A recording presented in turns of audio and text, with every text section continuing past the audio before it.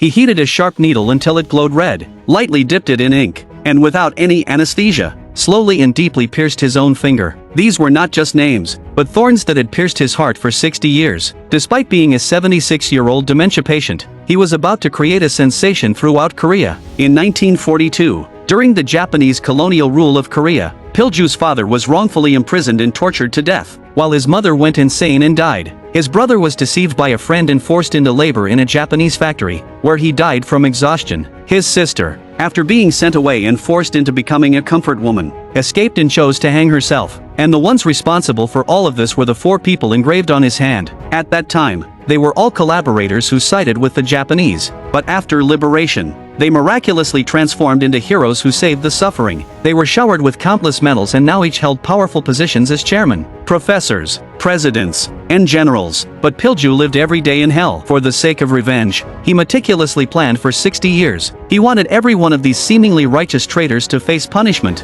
To prevent falling ill during his mission, he found Ingyu, who worked alongside him in a restaurant, and asked him to drive for a week. Despite their significant age difference, Pilju's humor and wit had already made them close friends. When Ingyu saw the rented Porsche that Pilju had, he excitedly agreed without a second thought, unaware of what he was about to face. Their first stop was at Gangnam Hospital. Pilju instructed Ingyu to wait for him in the garage and not to rush him even if it took too long. He then entered through the employee entrance and took out a meticulously marked map of the hospital layout. At that moment, their first enemy, Jong Baekjin, was right there. He strolled leisurely into the lobby. Even though there were plenty of empty seats, he insisted on displacing a young couple because he had already figured out all the blind spots of the surveillance cameras. However, unexpectedly, he suddenly fell into a seizure and passed out. He remained unconscious until after the hospital closed, and it was a kind-hearted janitor who finally woke him up. When he woke up, he had no recollection of where he was or why he had come. Suddenly, his set alarm clock went off, and as he looked at the names engraved on his hand, he finally realized. However, Ingyu, who had been waiting for him, found his way inside when he didn't come out. Pilju anxiously told him to leave quickly, and although Ingyu didn't understand, he didn't think much of it. Afterwards, Pilju quietly made his way to the staircase of the special care unit. He slid a bag through the door crack, positioned it properly, and gently pulled, unlocking the door from the inside. He effortlessly entered Jong Baekjin's room. He approached Jong Baekjin slowly and woke him up with a splash of cold water. It was at this moment that Jong Baekjin realized he was securely bound, but he had already forgotten who the person in front of him was. Pilju calmly introduced himself, reminding Jong Baekjin that it was his false accusation that had sent Pilju's father to prison. After seizing all of their family's assets, Jong Baekjin had ultimately beaten Pilju's father to death. Jong Baekjin finally remembered the atrocities he had committed in the past, and he was filled with terror. But it was too late. Pilju tightly taped his mouth shut, attached a silencer to the gun in his hand, and then placed a pillow over Jong Baekjin's head. It was quick and efficient, without any hesitation. Satisfied with the sight of blood seeping through the pillow, Pilju left. However, when the police received the report, they found that the chairman was already dead. But next to Jong Baekjin's body, they discovered a piece of plastic, marveling at the cleverness of the killer who had made a homemade silencer using plastic and cotton. Apart from that, Pilju's meticulousness left no evidence at the scene. They could only roughly determine the time of Jong Baekjin's death, between 12 and 1 o'clock. Due to the special ward's need to protect patient privacy, there were no surveillance cameras installed in the hospital. But at that moment, a janitor mentioned seeing a suspicious person the previous night. It turned out that the janitor had bumped into Ingyu as he was leaving. With his hat on and behaving strangely, the janitor mistook him for a suspect. Ingyu had yet to realize the seriousness of the situation when Pilju had already pulled him towards the next target. It was none other than Professor Yang, confidently speaking on stage, lecturing the public that Japanese colonization was a thing of the past, and that the country would struggle to have a future if they continued to dwell on it. He, under the guise of considering national development, attempts to make people forget the past. There are many brainwashed followers in the audience, but Pilju listens with gritted teeth. After the speech ends, Pilju follows him, waiting until he's alone before calling out to him. 말씀 좀 물읍시다.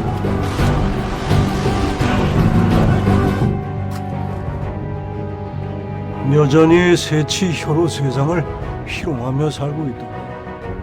It was he who betrayed his own good brother, Pilju's brother, sending him to a Japanese factory, with no trace of his body ever found. At this moment, Professor Yang also recognizes him. Panicking, he tries to run, but just when he's defenseless, Pilju pulls out a pistol. Professor Yang hastily tries to close the door, but Pilju uses the pistol to keep it open. The silencer falls off. Pilju knocks Professor Yang down from behind, aims at his chest. One shot, two shots, but this gunfire has alarmed Ingyu, who is completely shocked when he sees the scene. He never expected Pilju, usually amiable, to actually commit murder. After getting into the car, he can't calm down for a long time. His hands shake so much that he dares not even grip the steering wheel under Pilju's loud reprimand. Ingyu finally speeds back home. However, 2 murders have occurred in just 2 days, both involving influential figures in Korea. This increases the pressure on the police. During the investigation at Professor Yang's house, Officer Kong discovers a group photo. Surprisingly, the deceased Professor Yang knew Jong Baekjin, and there are 2 other people in the photo. He immediately realizes that the killer might strike again. On the 3rd day, when Pilju wakes up, he's in Ingyu's bed. He has forgotten what happened in these 2 days, but seeing the name scratched off on his hand with a knife, he knows he has completed the other half of his plan. But now the news is full of the hunt for Ingyu because his silhouette was captured at the hospital that night. Ingyu asks for an explanation. 주차장에서 로비 한 번 갔다고 살인범이 되는 게 이게 말이 돼요, 이게?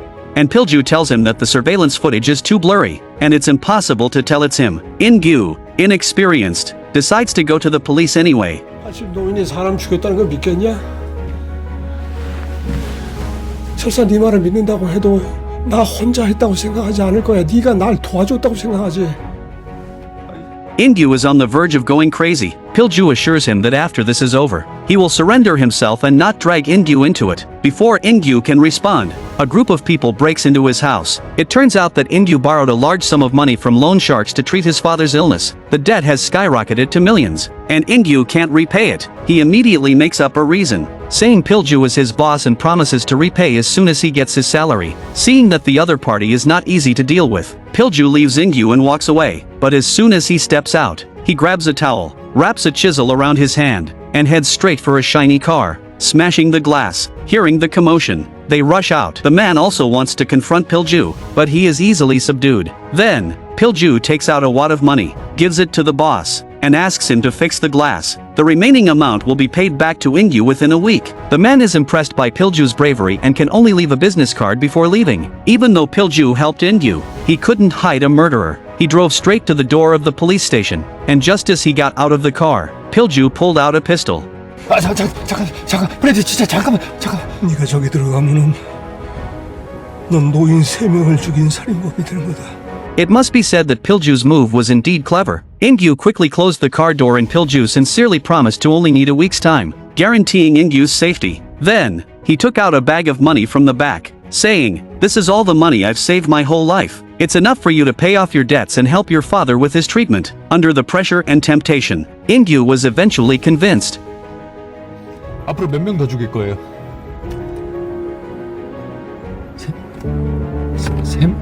세 명 다요? 와! At this point, Ingyu was on the verge of collapse, but it was too late. Pilju's next target was the mastermind behind all of this, Tojo Hisashi, the Japanese diplomat stationed in South Korea. He had been the one who violated Pilju's sister, but now he had completely whitewashed himself and become a diplomat involved in friendly relations between Korea and Japan. But this time, the police had taken strict precautions in advance, checking everyone's bags as routine. Pilju was in a panic, but when he opened his bag, he found only 2 bottles of cola and a pack of chewing gum. Seeing his elderly appearance, the police did not suspect him too much, and he easily deceived them. Then he went to the restroom, poured both bottles of cola into the toilet, and took out hidden explosives and a knife from his leg. He opened the chewing gum pack and poured out the fermentation powder inside, mixed it in the right proportion, and then poured it into the cola bottles. He sealed the bottles with tape and made several holes, allowing the remaining gas inside to ferment for about 10 minutes. A smoke bomb was ready. Afterward, he calmly sat down and lit a cigarette. Unexpectedly,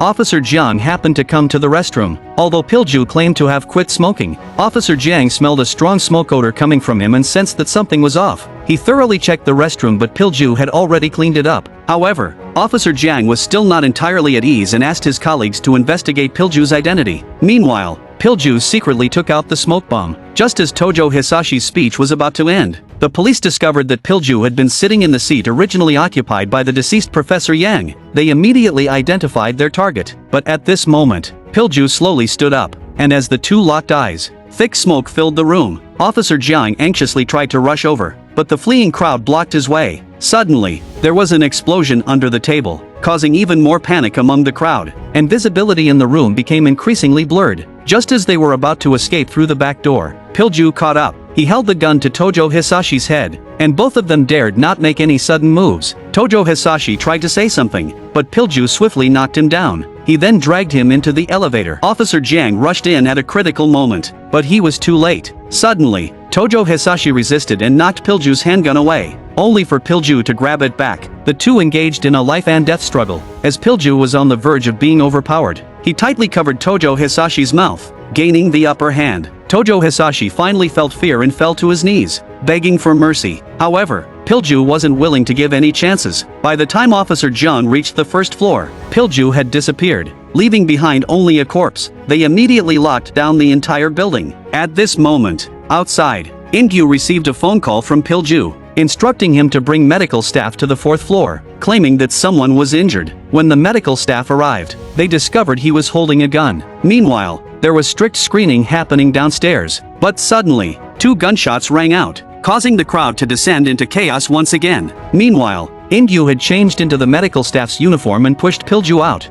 unintentionally dropping his wallet, which caught Officer John's attention. Once they were outside, Pilju cleverly locked the door handle with the bag, as he witnessed the murderer being so brazen right in front of him. Officer Jiang became infuriated. However, it was already too late to chase after them. After getting into the car, Pilju's condition suddenly worsened. He spat out blood and fainted. Ingyu panicked and quickly took him to a friend's clinic. Luckily, his condition wasn't serious. The last remaining general, who was now afraid due to the series of murders involving people related to him, hired 2 assassins to ensure that the real culprit was eliminated. The next day, Officer Jiang found the general, speculating that the general might be the next target. He asked him to reveal what he was hiding so that they could quickly find the culprit. But how could the general easily destroy the carefully constructed image he had built for himself? Not only did he refuse to admit anything, but he also accused Officer Jiang of forgetting the contributions they made to defend their country. His emotions grew more intense as he spoke, as if everything he said was true. On the other hand, Pilju recorded his final testimony, confessing that he was the murderer and revealing the true motive behind the killings. At this point, Ingyu finally learned the truth, and his confusion turned into deep respect. However, it was time for the two of them to part ways. Pilju didn't want to further involve Ingyu and decided to accomplish the final target on his own. But when Ingyu looked at Pilju's dirty clothes, he hesitated and decided to get him a new outfit in the end. While choosing, the store manager even admired Pilju for having such a thoughtful grandson. Unexpectedly, at that moment, a patrolling police officer noticed their vehicle and immediately reported it to Officer Jiang. As soon as they stepped out, Pilju noticed the police car and purposely turned into an alley. He planned to temporarily take refuge in a nearby coffee shop. However, the police caught up with them. Once inside, Pilju ordered a cup of coffee but immediately poured it out. Then he opened the window and threw the cup, smashing it against the police car's window. He wanted to make it clear to the police which floor he was on. However, when they reached the upper floor, Pilju was nowhere to be found. They realized he had gone to the rooftop using the elevator, and safely landed. Without hesitation, Ingyu sprinted away, while Pilju calmly squatted next to the police car. The police chased after them in their car, but with a sudden turn, they crashed into the railing. That's when they noticed that the tires had been punctured with a knife. Just as the two thought they had escaped safely, a car suddenly rammed into them. 2 assassins sent by the general emerged from the car, and the two were captured and taken back. The person in front of them was the general's son. They found the video on Pilju and searched him, but he nonchalantly crushed it underfoot. He was about to dispose of the two when Ingyu suddenly mentioned a backup videotape. Ingyu claimed that as a precaution, they had given the videotape to another person. As long as they didn't make it back safely, the tape would be made public. The general's son panicked, and Ingyu brought them to the loan shark boss. The boss assumed Ingyu had come to repay his debt, while the assassins thought he didn't want to give them something. As a result, the two sides started fighting, and Ingyu used the enemy to eliminate the enemy. In reality, there was no videotape at all. While the fight was raging, Pilju couldn't hold on any longer and collapsed. Just as the henchman was about to check on him, Pilju swiftly grabbed his leg and brought him down to the ground. Pilju snatched the pistol and ruthlessly fired a shot at his own leg. It turned out he had secretly cut the ropes earlier. Meanwhile, the loan shark boss and his men had been defeated and were lying on the ground. When the assassins opened the cabinet, they didn't find the videotape. Realizing they had been tricked, the assassin pinned Ingyu to the table and grabbed a billiard ball. preparing to smash his head. Unexpectedly, the boss grabbed a fire extinguisher from behind and struck the assassin forcefully. Ingyu was still trembling with fear when the assassin suddenly collapsed. However, the excessive tension also triggered Ingyu's fighting spirit. He engaged in a struggle with the general's son, but he was clearly overmatched. Just as he was about to be crushed, Pilju arrived in a dashing manner. Looking at the battered Ingyu, Pilju blamed himself. He shouldn't have let Ingyu wade into this flood. However, Ingyu seemed to have no regrets. The final day of revenge arrived at the general's inauguration ceremony. Shamelessly, he had a bronze statue of himself erected, passionately recounting his heroic anti-Japanese deeds. Pilju, consumed by anger, could no longer sit still. He slowly walked up to the stage, as it happened that he was invited to speak as a representative of the veterans. This was also the perfect opportunity for his revenge. At this moment, the general was still unaware of what was about to happen and intended to shake his hand. However, Pilju pulled out a pistol from his pocket and aimed it at the general's granddaughter. Pilju forced the general to publicly confess his crimes in front of the entire nation. Otherwise, he would make him experience the pain of losing his family. In a desperate situation, the general had no choice but to agree. He changed his tone and confessed to his collaboration with the Japanese army, betraying his country by encouraging young people to fight for Japan and forcefully conscripting his own countrymen as laborers and comfort women for the Japanese. At that moment, everyone finally saw his ugly face. Pilju had no more regrets. In front of the whole crowd, he shot the general directly in the forehead. Then, Pilju left gracefully. The crucial point is that no one at the scene made any attempt to stop him, but Pilju still had one final target. Slowly, he raised the gun and aimed it at his own head. He was his last enemy. It turned out that when his sister returned after escaping, she didn't plan to take her own life. She wanted to take care of her brother, but to her disbelief, the weak and helpless Pilju had chosen to wear the uniform of the Japanese army just to survive. That was the final straw for his sister, and she ultimately hanged herself from a tree at the edge of the village. So, the person directly responsible for her death was him. For all these years, he had been living in his own personal hell, hating himself the most. Just as he was about to pull the trigger and end his own life, Ingyu arrived. He didn't want Pilju to die like this and persuaded him to face the consequences, to accept the punishment of the law. That, he said, would be true redemption. In the end, Pilju reluctantly let go of the gun and collapsed to the ground. Although Pilju ended up in prison, he became a revered hero, and he fulfilled his lifelong mission. Eventually, he peacefully passed away in the fading memories, but the story he left behind is etched in the hearts of an entire nation. I am a movie enthusiast. Feel free to subscribe to my channel. Goodbye.